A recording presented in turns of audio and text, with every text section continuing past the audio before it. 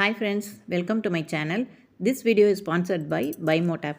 BuyMote app is one of the online shopping app. இந்த app வந்து Play Store and Apple Store ரெண்டுலேயுமே அவைலபிளாக இருக்குது.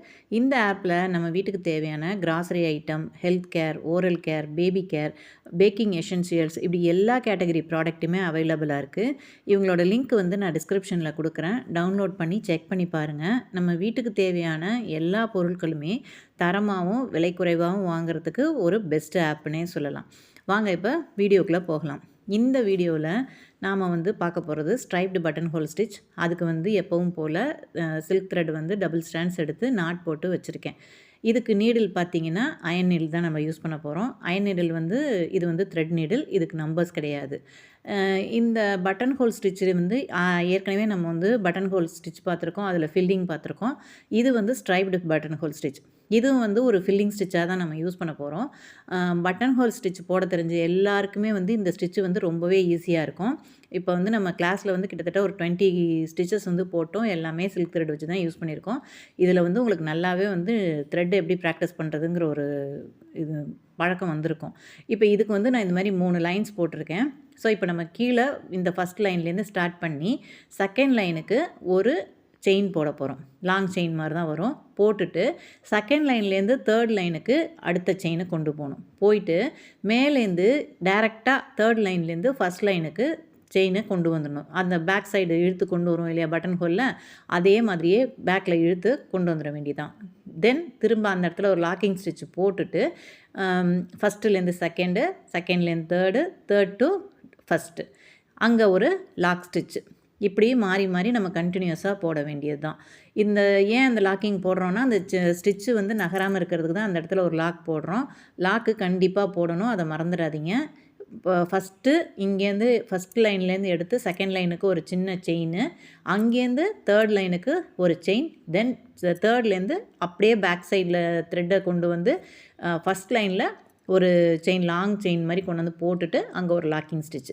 இதுதான் வந்து ஸ்ட்ரைப்டு பட்டன் ஹோல் ஸ்டிச்சு. இதுவும் வந்து ஒரு வகையான ஃபில்லிங் ஸ்டிச்சு தான்.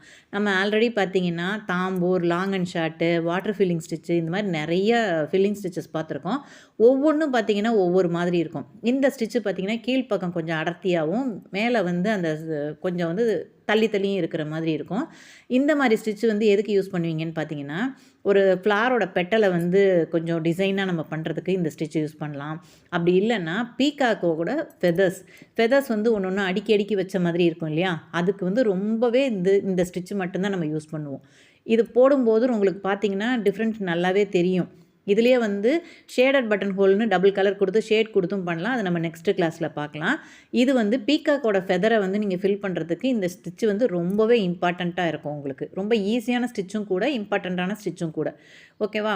இப்போ தாம்பூர் இதெல்லாம் பார்த்தீங்கன்னா, தாம்பூர், லாங் அண்ட் ஷார்ட்டு இதெல்லாம் பார்த்தீங்கன்னா உங்களுக்கு கீழே இருக்க கிளாத்தோட கலரே தெரியாத அளவுக்கு நம்ம வந்து ஃபில் பண்ணணும். அதே வாட்டர் ஃபில்லிங் ஸ்டிச்சுன்னா கொஞ்சம் அந்த ஃபில்லிங்காகவும் இருக்கும், ஆனால் கொஞ்சம் தள்ளி தள்ளி இருக்கிற மாதிரி இருக்கும். அதே மாதிரி இது பார்த்திங்கன்னா கீழ்ப்பக்கம் அடைச்ச மாதிரி இருக்கும், மேலே வந்து கொஞ்சம் கேப் விட்ட மாதிரி தான் இருக்கும்.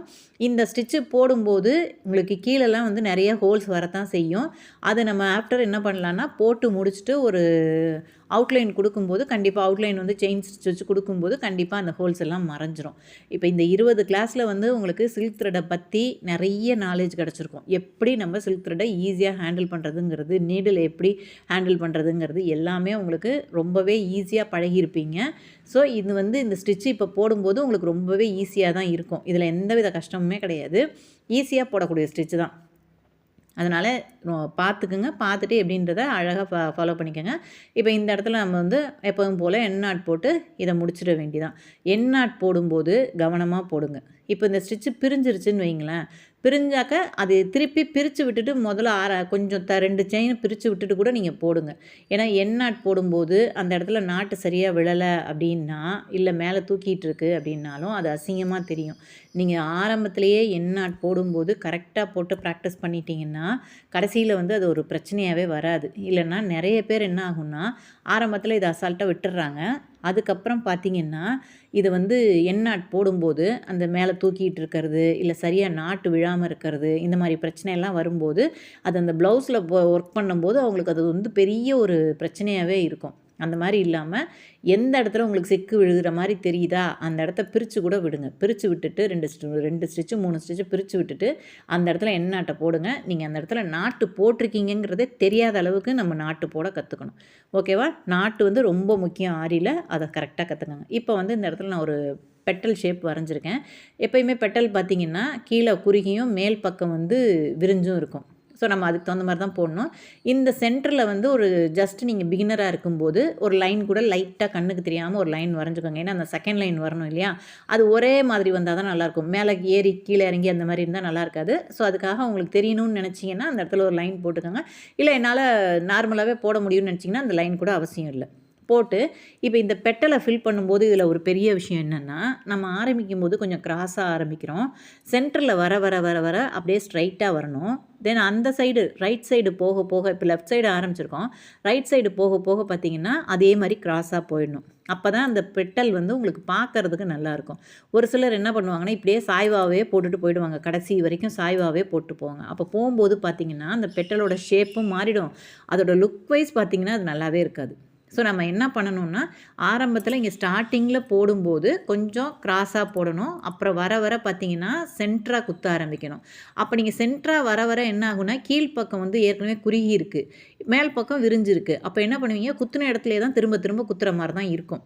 நீடில் திரும்ப திரும்ப அதே இடத்துல தான் நீங்கள் பஞ்ச் பண்ணுற மாதிரி இருக்கும்.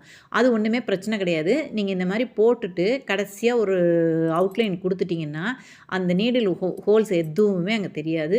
ஈஸியாக வந்து பார்க்கும்போது உங்களுக்கு நல்லாவே இருக்கும். அந்த ஃபினிஷிங் நல்லாயிருக்கும். உங்களுக்கு எந்த ஒரு ஒர்க் பண்ணாலும் அதுக்கு நீங்கள் வந்து கம்பல்சரி வந்து அவுட்லைன் கொடுக்கறது அவசியம்.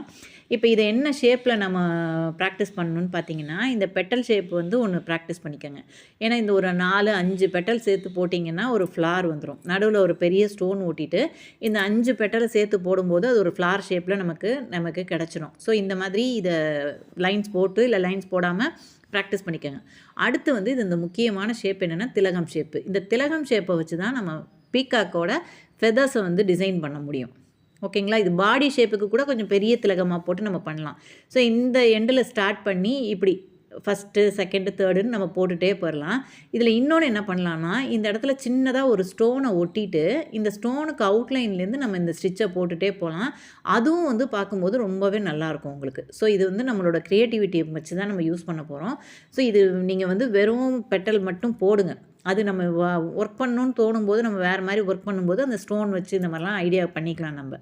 ஓகேவா? நம்ம கிளாஸில் வந்து ஜாயின் பண்ணணும்னு நினச்சிங்கன்னா மேலே தெரிகிற வாட்ஸ்அப் நம்பருக்கு மெசேஜ் பண்ணுங்கள், இல்லை கால் பண்ணுங்கள். கிளாஸ் டீட்டெயில்ஸ் சொல்கிறேன். நம்ம சேனலை இப்போ தான் ஃபஸ்ட் டைம் பார்க்குறீங்கன்னா சப்ஸ்கிரைப் பண்ணிக்கோங்க, லைக் பண்ணுங்கள், ஃப்ரெண்ட்ஸுக்கு ஷேர் பண்ணுங்கள், பெல் ஐக்கானை கிளிக் பண்ணி ஆல்னு நோட்டிஃபிகேஷன் கொடுத்து வச்சுக்கோங்க. இந்த வீடியோஸில் ஏதாவது டவுட் இருந்ததுன்னா கமெண்ட் செக்ஷனில் கேளுங்க. இல்லை நான் வாட்ஸ்அப் நம்பர் கொடுத்துருக்கேன், அந்த நம்பர்லேயும் கேட்டாலும் சரி. என்னோடய வாட்ஸ்அப் குரூப்பில் இருக்கிறீங்கன்னா அவங்களுக்கு தெரியும். நெக்ஸ்ட் வீடியோவில் நெக்ஸ்ட் ஸ்டிச்சஸில் பார்க்கலாம். தேங்க்ஸ் ஃபார் வாட்சிங்.